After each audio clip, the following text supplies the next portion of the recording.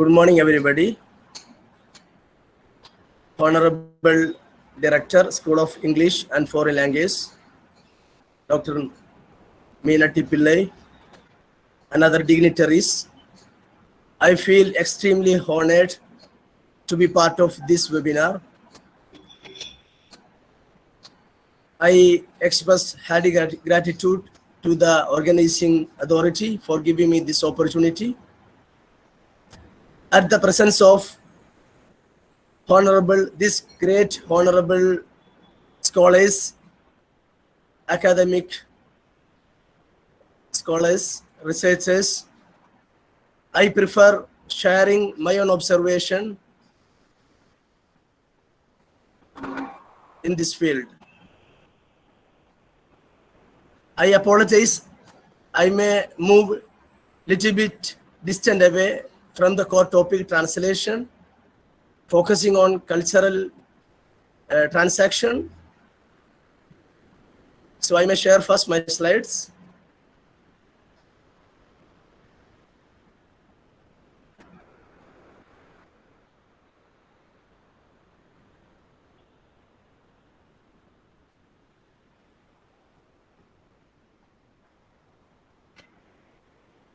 Is it clear? It is. Okay. So my topic, cultural transactions and Arabic living experience.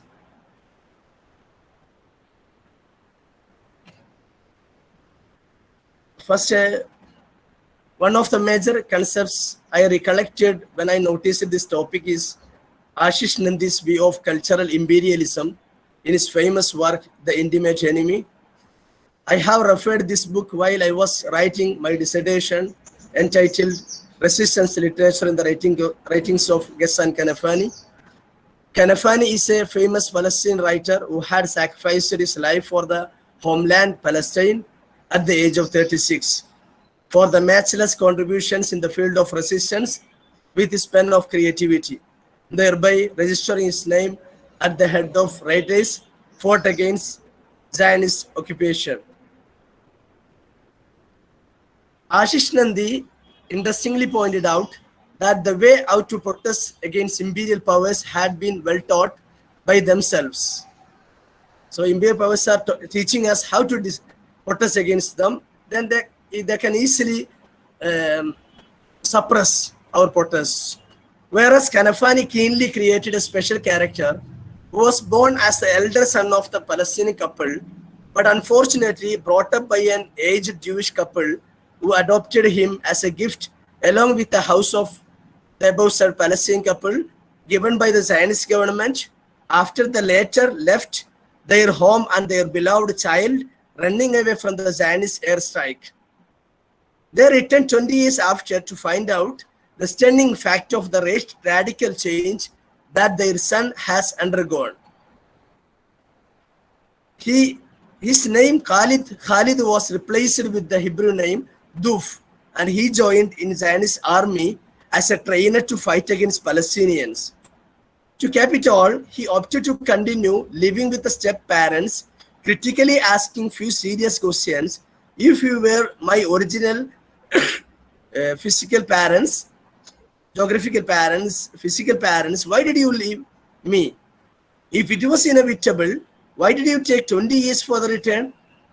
The author cunningly questions any attempt to run away without resistance. Title of the novel is A Return to Haifa, Aidun ila Haifa. This was translated to several languages, including Malayalam.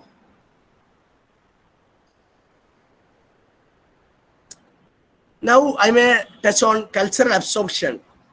Language is the best tool for the cultural transaction. I optimistically brief the real story of my beloved Nigerian friend who was a research scholar in the School of International Studies, JNU. He fortunately fell in love with a poor Bengali girl through an unbelievable missed call and wrong number conversation. At the beginning, it was a tough task for both of them, but the warmth of love engrossed all the parameters. At the outset, my friend was unable to speak Hindi, though he was mastering both Arabic and English. Meanwhile, his girlfriend was not able to communicate with him except in Hindi or Bengali. For surviving this critical situation, he actually learned Hindi and mastered it to an extent that he looked as a native Hindi speaker because of his way of communication. Finally, they got married and they are now enjoying the life with 2 children. Verily, this has created an exceptional way of cultural absorption. This real picture became plot of one of my stories in my Arabic short story collection published in Egypt. The title of the story is Two Identities Merge.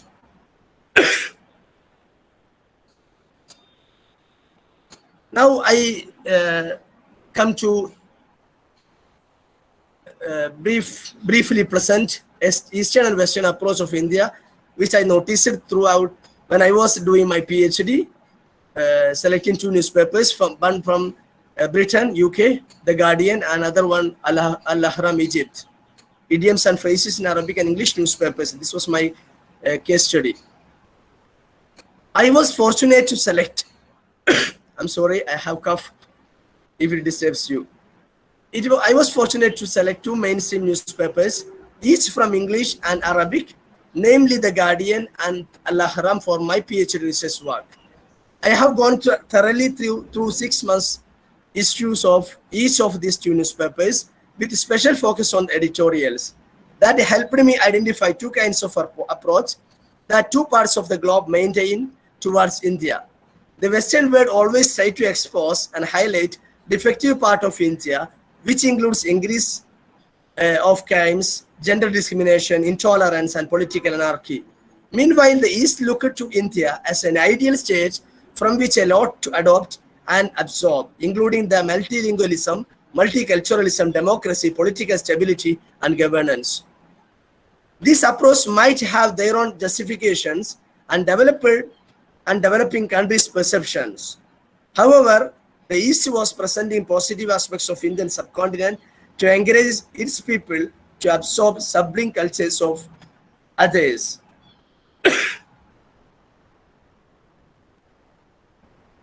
Arabic journalism and linguistic transaction.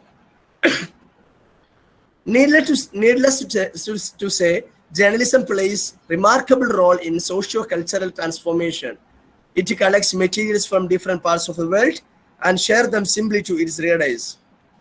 This way of sharing tremendously affects the popular culture.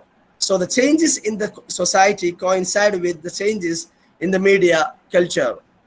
With my long journey in the editorials of the above said newspapers, I could extract hundreds of Arabized idiomatic expressions commonly used in Arabic newspapers. I may put some examples here. So these are some idiomatic expressions which have been translated from English to Arabic and commonly used in Arabic newspapers and media. At a crossroad, for example, it is translated to Ala Muftaraki Turuq. In cold bed, bidamin barid in Arabic. Storm in teacup, zawba'a fi finjan. Then nail in the coffin of Daka mismaram fi nashi. Throw your weight behind, wala thiqal khalfa. When the dust settles, indam ankasha al-ubar. Then tighten the screws on, ضيق الخناق عليه. Under the nose of تحت سمعه وبصره. Have blood on hands, دماء على يديه. Make no difference, لا يقدم ولا يؤخر. I mean, when this all translated, certain cultural aspects being noticed, considered.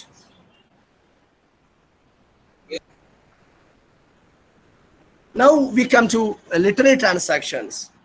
At recent times, a good number of literary works have been translated from and to Malayalam and Arabic. These works will play a major role in the cultural transactions and will help the people form public opinion regarding both the cultures depicted in the literary works and delivered through the translations.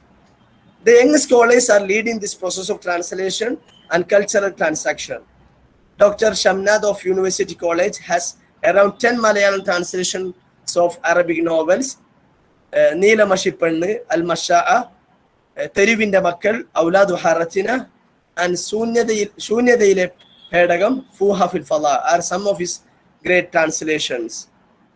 My friend Suhail Wafi translated Malayalam novel Aad Jeevitham of Binyamin to Arabic and published in 2015 by the Kuwait publisher Maktabat Afaq. Although the novel was banned in UAE and Saudi Arabia, this translation drew attention of many social and literary critics of Arabian Peninsula. This translation might have opened a chance for the Arabian readers to retrospect how the issues of foreign labors exposed in Indian writings. Another few examples in the field of translation, Naluket of MT, which was translated from Malayalam to Arabic by Mustafa Wafi and Anas Wafi. One of the top contribution in this field, that is the first attempt also in this field, that is by Mohiddin Aluwai. He translated a novel of Tagai Chamin, and this was very famous among the Arabian scholars and academics.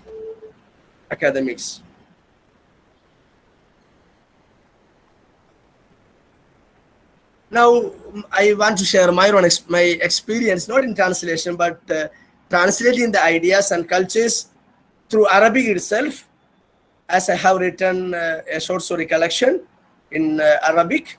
The theme is focused on, all the themes I collected from Indian Kerala culture. My Arabic short story collection, Al-Yawm Tabassamat, Today She Smiled, was an humble attempt to transmit Indian cultural aspects to the Arabian world with a special focus on Kerala society. Thus, Indian sketch of humanitarian principles and social criticism are shared to Arabic readers.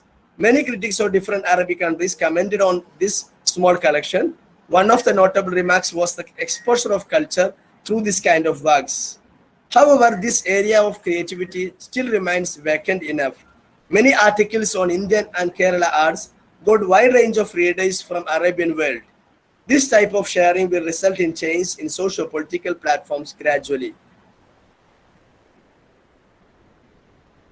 Indian music and films are the major fields which have been deeply influenced the people in Arab world. Few days before, one of the Egyptian writers requested me to suggest some good Indian movies which she can watch and write on. It clearly depicts their fondness of Indian movies. Now I can come to the conclusion with certain words. As a conclusion, I may place two individuals. The first one is my neighbor, Dasan, who spent few years in Saudi Arabia, and now it is common for him to utter automatically and annoyingly Arabic terms which have cultural connotations like Ya Allah, Inshallah, MashaAllah in his casual talks. And the second one is an Egyptian young actress who was born and brought up in UAE and acted in a number of Hindi and Punjabi songs. Now she is planning to act in Malayalam movies. She loves Malayalam songs and watches Malayalam movies. So cultural transaction is an everlasting process that will be executed in different ways and between different cultures. So I may conclude here. Thank you very much. Thank you.